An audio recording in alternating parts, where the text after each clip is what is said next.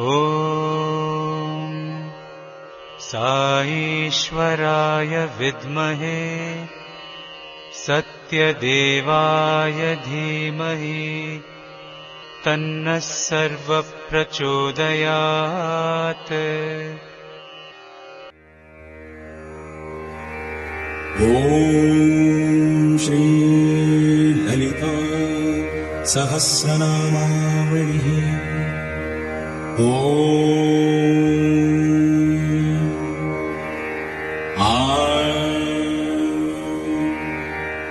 ह्रीं श्रीं ॐ श्रीमात्रे नमः।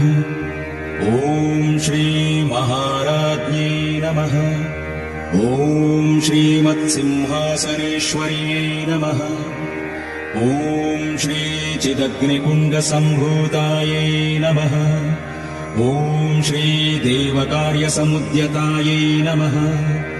ॐ श्री उद्यद्भानुसहस्राभायै नमः। ॐ श्रीचतुर्बाहुसमन्वितायै नमः। ॐ श्रीरागस्वरूपपाषाढ्यायै नमः। ॐ श्रीक्रोधाकाराकुशोज्ज्वलायै नमः। ॐ श्रीमनोरूपेक्षुकोदण्डायै नमः। ॐ श्रीपञ्चतन्मात्रसायकायै नमः। ॐ श्रीनिजारुणप्रभापूरमज्जद्ब्रह्माण्डमण्डलायै नमः। ॐ श्रीचम्पकाशोकपुन्नागसौगन्धिकलसत्कचायै नमः। ॐ श्रीकुरुविन्दमणिश्रेणिकनत्कोटिरमण्डितायै नमः। ॐ श्री अष्टमीचन्द्रविभ्राजदलिकस्थलशोभितायै नमः। ॐ श्री मुखचन्द्रकलङ्काभमृगनाभिविशेषकायै नमः। ॐ श्री वदनस्मरमाङ्गल्यगृहतोरणचिल्लिकायै नमः। ॐ श्री वक्त्रलक्ष्मीपरीवाहचलन्मीनाभलोचनायै नमः। ॐ श्री नवचम्पकपुष्पाभनासादण्डविराजितायै नमः। ॐ श्री ताराकान्तितिरस्कारिनासाभरणभासुरायै नमः। ॐ श्री कदम्बमञ्जरीक्लप्तकर्णपूरमनोहरायै नमः। ॐ श्री ताटङ्कयुगलीभूततपनोडुपमण्डलायै नमः।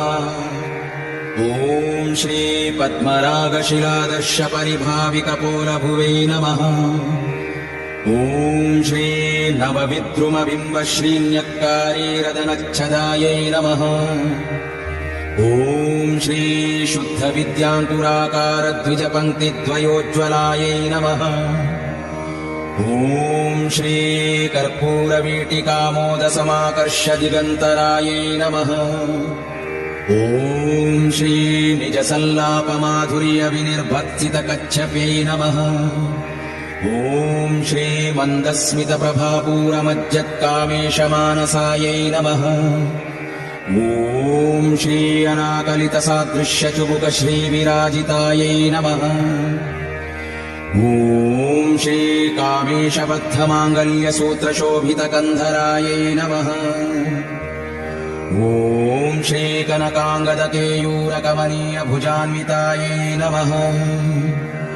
ॐ रत्नग्रैवेयचिन्ताकलोलमुक्ताफलान्वितायै नमः।